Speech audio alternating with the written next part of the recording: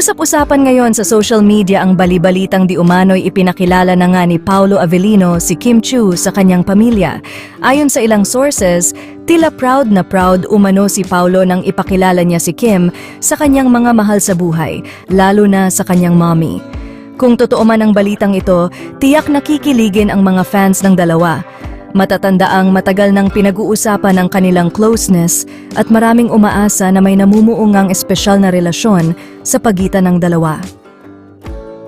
Marami ang naniniwala na kung totoo ngang ipinakilala na ni Paolo si Kim sa kanyang pamilya, ito ay isang malaking hakbang patungo sa mas malalim na ugnayan. Patuloy na umaasa ang mga tagahanga na sa paglipas ng panahon ay magiging mas malinaw ang tunay na estado ng kanilang relasyon. Hanggang sa ngayon, wala pang opisyal na pahayag mula kina Paolo at Kim tungkol sa isyong ito. Gayunpaman, ang kasiyahan at kilig ng mga fans ay hindi mapigilan, umaasang sa kalaunan ay may magandang balita silang matutunghayan mula sa dalawa.